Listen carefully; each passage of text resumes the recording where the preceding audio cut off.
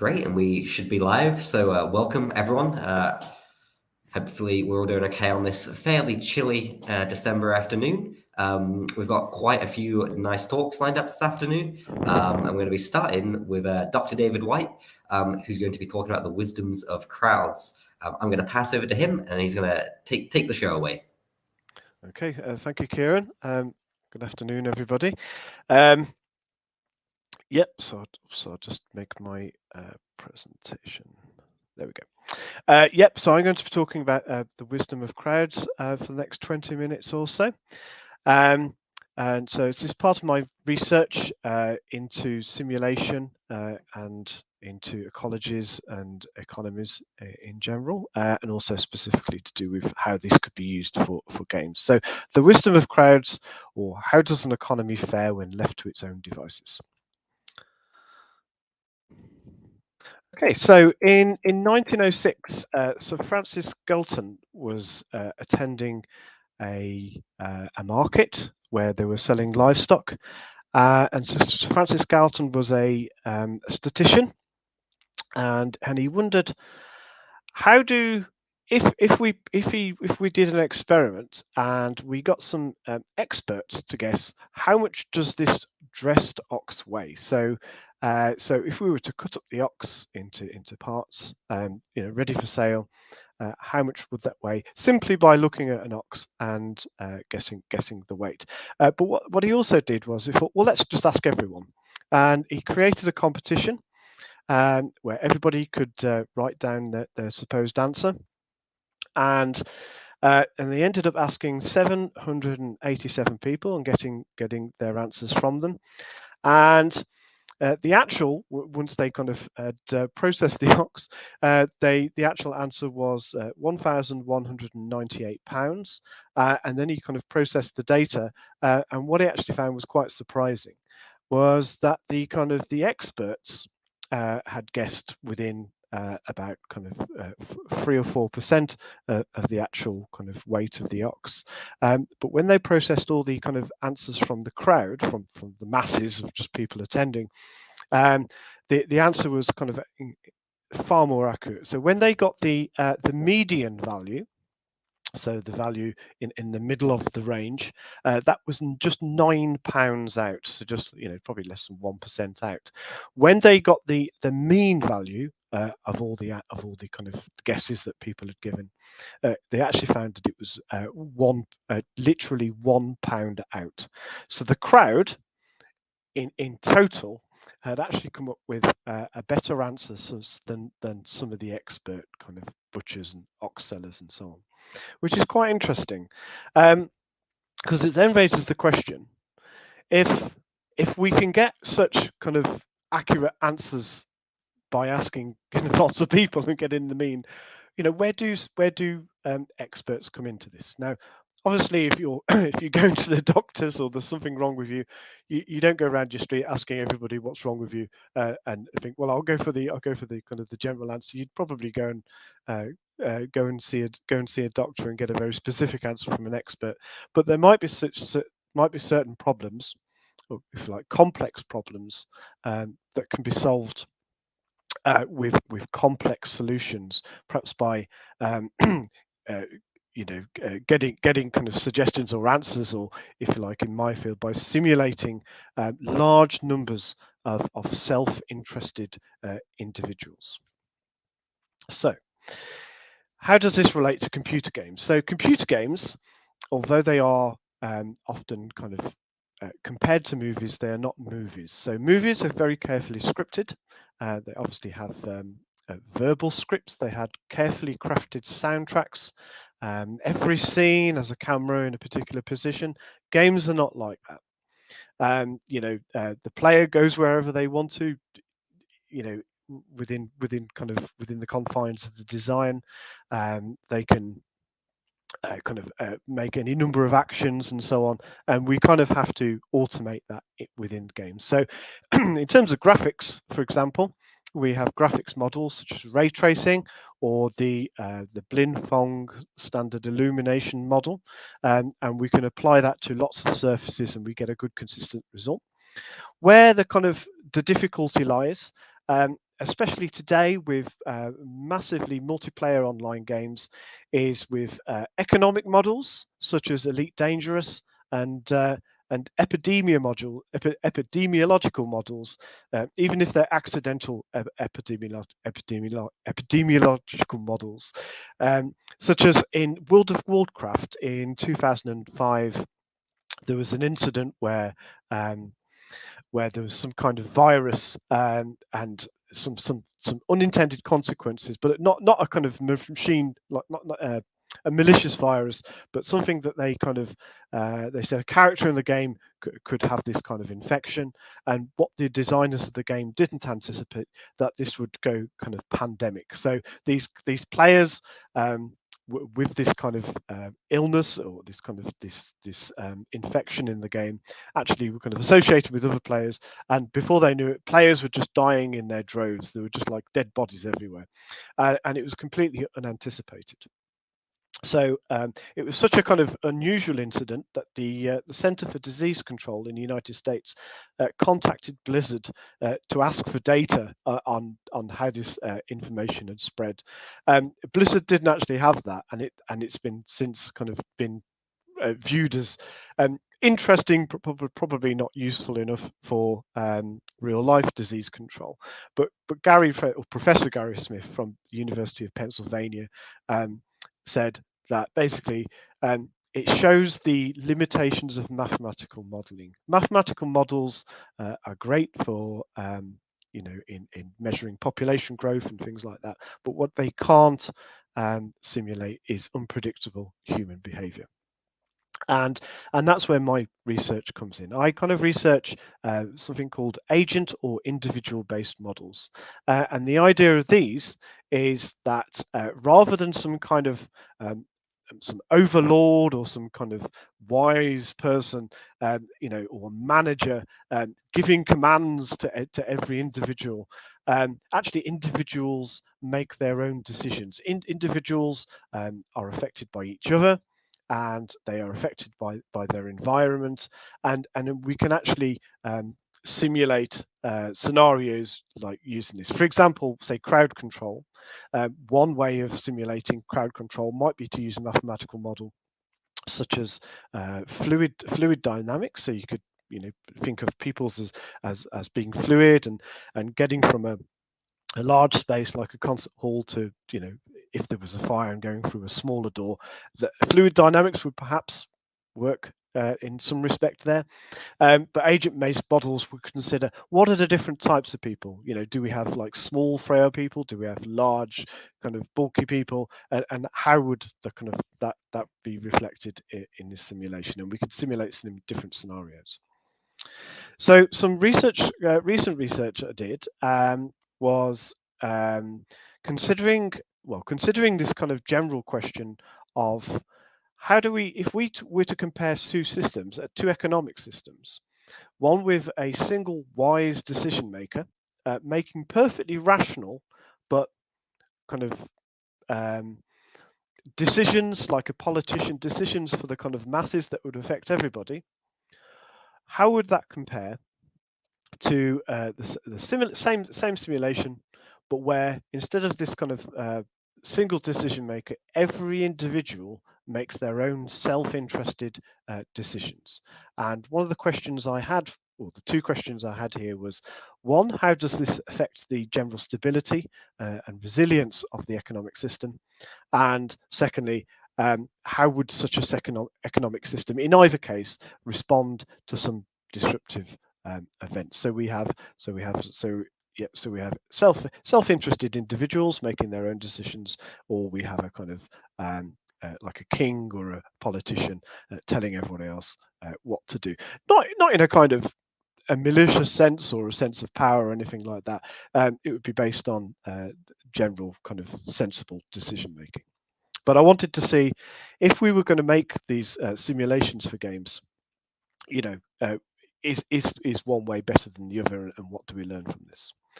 So the way the simulation was set up, we had an economy, and the economy had a number of individuals, like thousands of individuals, and each individual had an occupation. And in fact, there were 10 occupations. what the occupation was didn't really matter. Simply, each individual made a unique type of product, and there were 10 types of products. So there would be a butcher, a baker, a candlestick maker, and so on, a brewer, and so on. So each individual had one of 10 occupations, and agents would sell their produced goods. They would produce goods every kind of round, and they would sell it into an open market.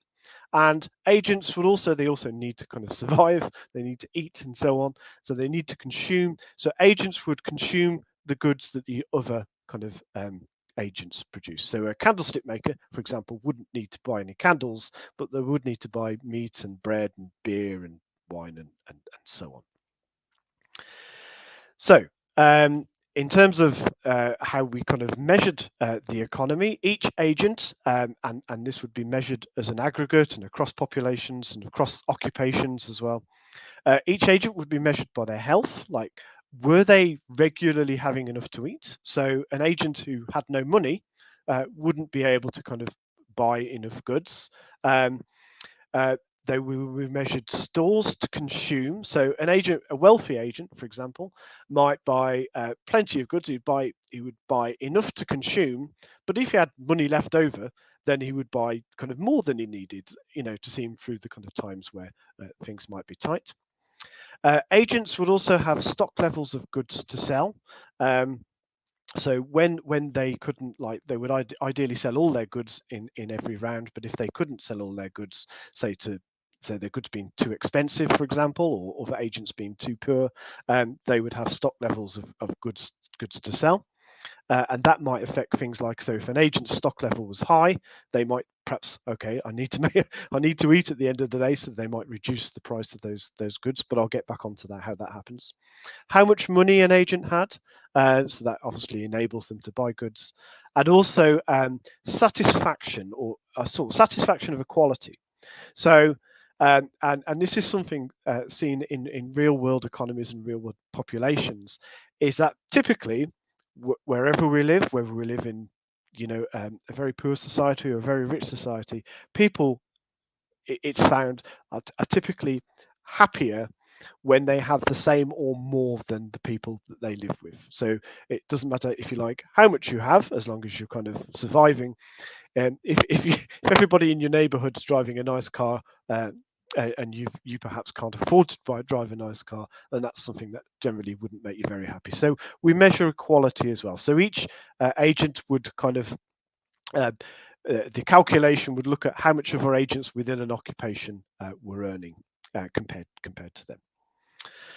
So there's these two simulations. So in the first simulation, we have a wise decision maker. So the wise decision maker for each occupation would look at that goods type and would make a decision on what is the global buy and sell price for a type of goods. So for candles, for example, in that round, how much would those candles be sold for, and how much would they be bought for?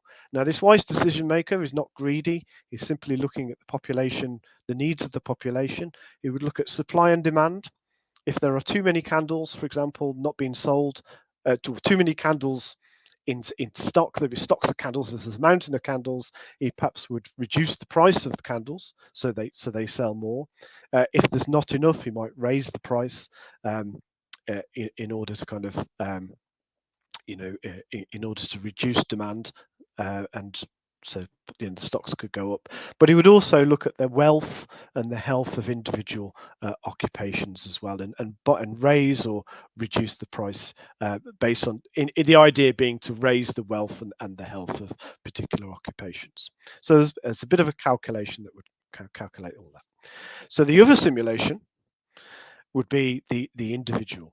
So instead of a wise decision maker making a global selling price for each good, the individual trader, every individual trader in the simulation, they would set their own individual buy and sell price. So an individual buy price is how much am I prepared to pay for candles? How much am I prepared to pay for bread, and so on. And a sell price is how much do I want to sell what I have.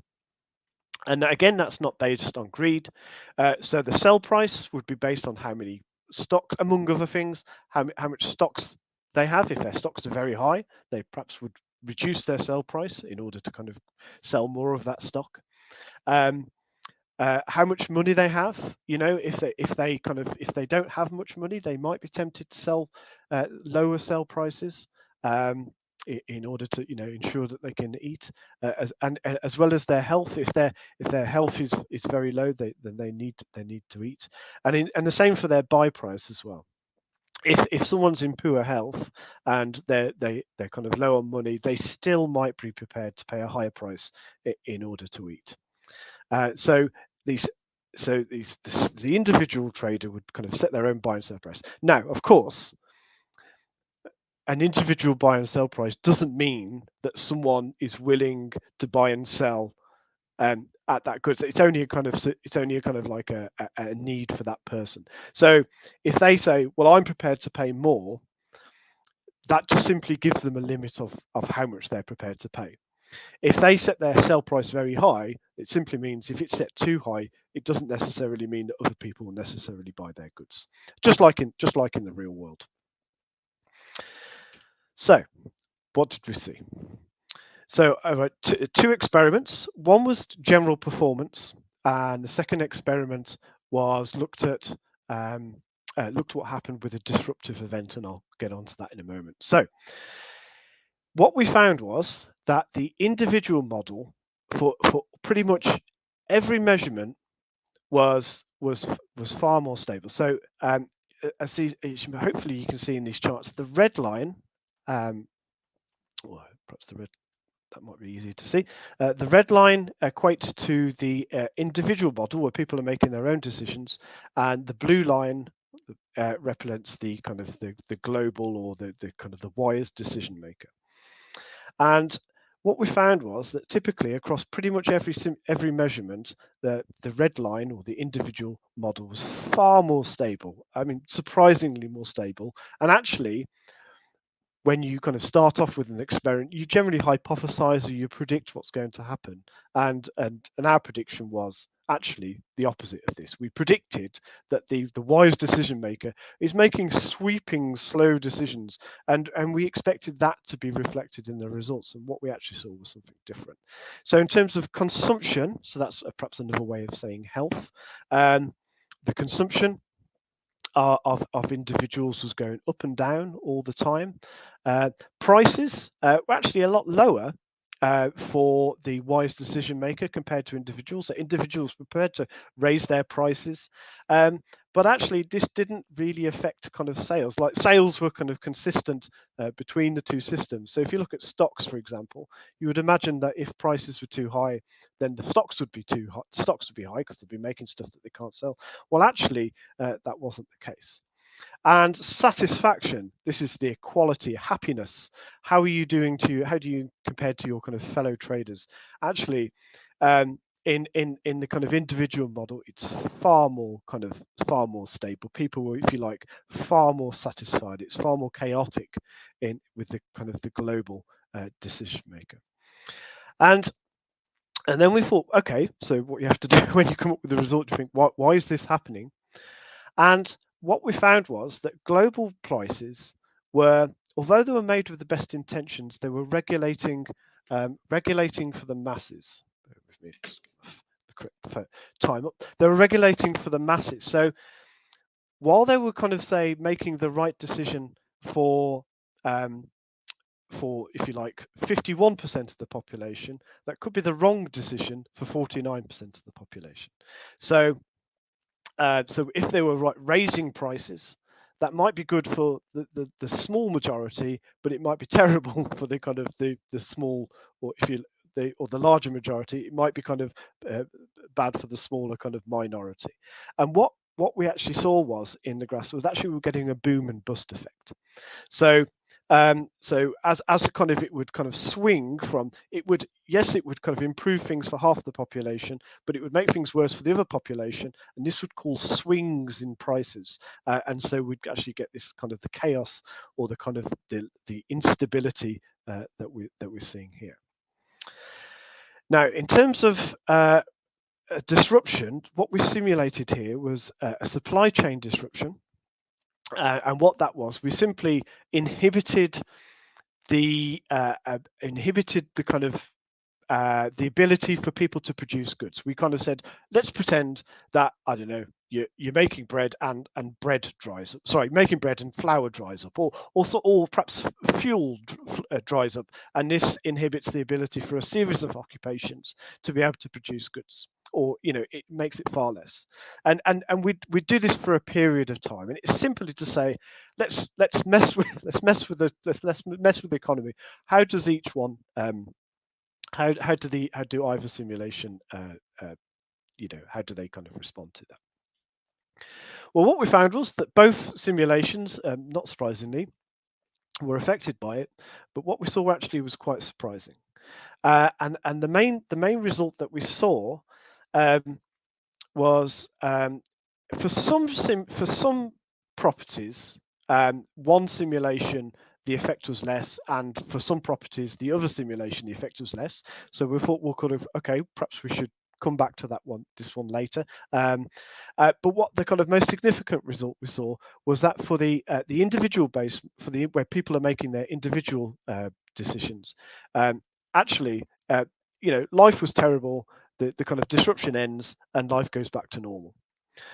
For the global decision making, for the kind of the wise decision maker, we saw something we didn't expect, and we ran the simulations over and over and over again, and each time we got the same effect. And what that was, it introduced some kind of chaotic wave effect, where things would they would kind of start off relatively stable, but actually after time and way after the event had happened, we'd get this kind of greater instability building up, and then we ran it again without the disruption. We ran it for long periods of time, and we didn't see this, and we only got it when we had a disruptive event.